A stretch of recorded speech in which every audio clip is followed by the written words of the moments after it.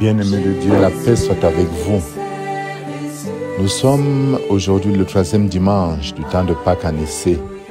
Et le texte nous invite à méditer sur la puissance de la résurrection de Jésus, fondement de notre foi, et sur notre appel à lui obéir et à témoigner courageusement, même face aux épreuves, chacun selon sa mission.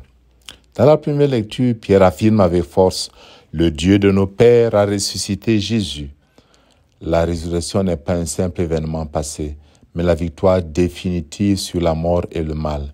La preuve que Dieu n'a pas rejeté son Messie, qu'il ne l'a pas abandonné. La preuve suprême que Dieu, si nous croyons en lui par Jésus, nous ressuscitons. Cette victoire est célébrée dans la deuxième lecture par la louange à l'agneau immolé, digne de recevoir honneur et gloire. Pierre et les apôtres sont arrêtés et sommés de cesser leur témoignage. Mais ils répondent, il faut obéir à Dieu plutôt qu'aux hommes.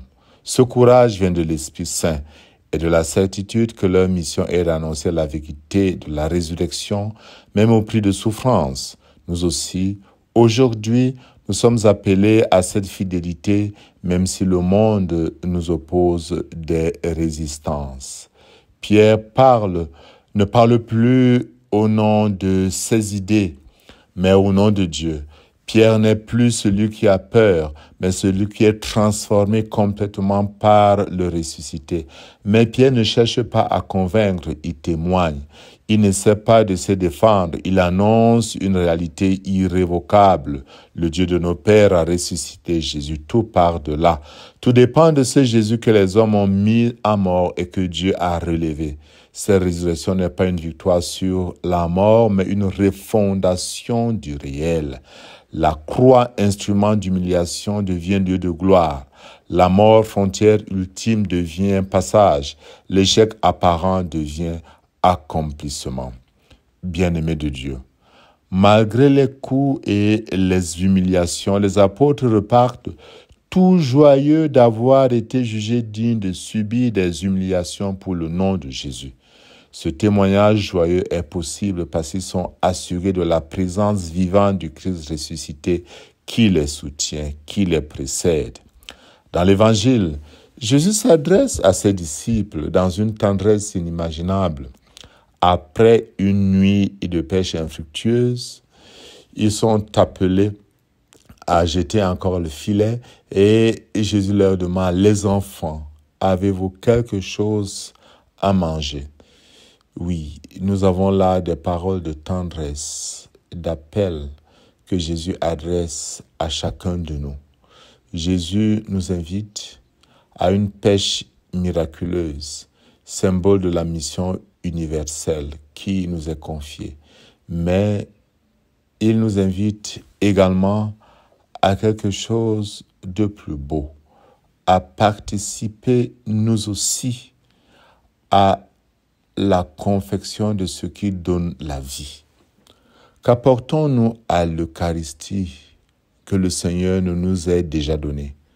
Pourtant, comme au bord du lac, le ressuscité attend que nous lui remettions la totalité de notre vie. La procession des offrandes n'a pas seulement pour but que nous apportions du pain et du vin, mais que nous nous laissions saisir une nouvelle fois par le Christ, comme au jour de notre baptême.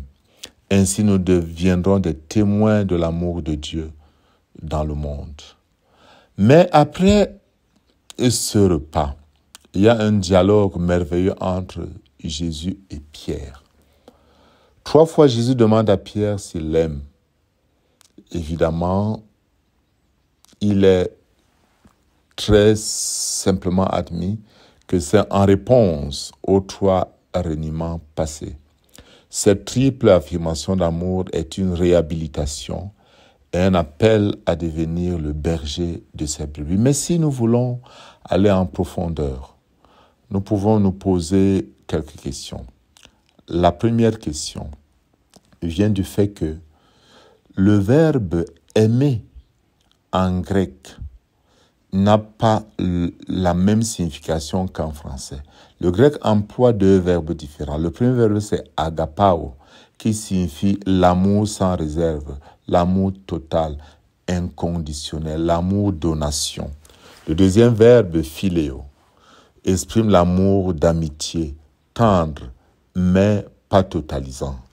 Les deux premières fois, Jésus demande à Pierre, « Simon, m'aimes-tu » avec le verbe agapao, c'est-à-dire « m'aimes-tu de cet amour total et inconditionnel dont je t'aime moi-même » Or, Pierre, après ce qu'il a vécu dans la passion, ne peut pas répondre positivement à cette question telle que posée par Jésus. Il répondra « oui » en employant le deuxième verbe « philéo ».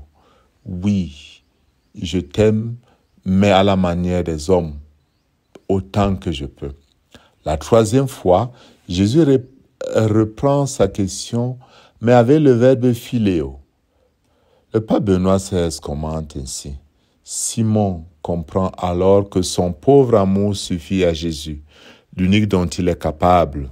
On pourrait dire, dit le pape, que Jésus s'est adapté à Pierre plutôt que Pierre à Jésus. C'est précisément cette adaptation divine qui donne de l'espérance au disciple qui a connu la souffrance de l'infidélité. C'est de là que naît la confiance qui le rendra capable de suivre le Christ jusqu'à la fin. Il y a une autre dimension importante. Quand Jésus dit à Pierre à chaque instant, « Sois le pasteur de mes brebis », il nous permet de comprendre que notre relation au Christ n'a de sens et de vérité que si elle s'accomplit dans une mission au service des autres. L'amour vertical qui nous unit à Dieu va toujours de pair avec l'amour horizontal qui nous met au service des autres. Jésus précise bien « mes brebis ». Pierre est invité à partager la charge du Christ. Il ne devient pas propriétaire du troupeau, mais le soin qu'il prendra du troupeau du Christ sera le lieu de vérification de son amour pour le Christ lui-même.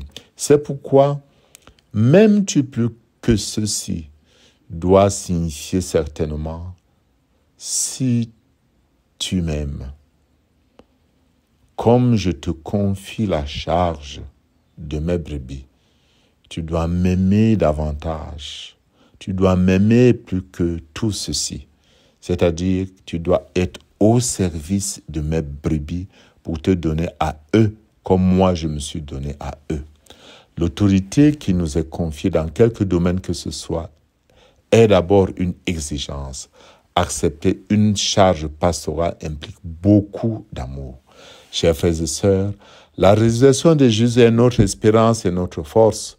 Comme Pierre et les apôtres, nous sommes appelés à obéir à Dieu, à témoigner avec courage et joie, à répondre à l'appel tendre du Christ qui nous invite à le suivre, en apportant du nôtre à ce que lui-même apporte. Grâce et nature vont toujours ensemble et nous amènent à prendre soin de nos frères et sœurs. Que l'Esprit Saint nous donne la force de vivre cette mission chaque jour. Et que Dieu Tout-Puissant vous bénisse, le Père, le Fils et le Saint-Esprit. Amen.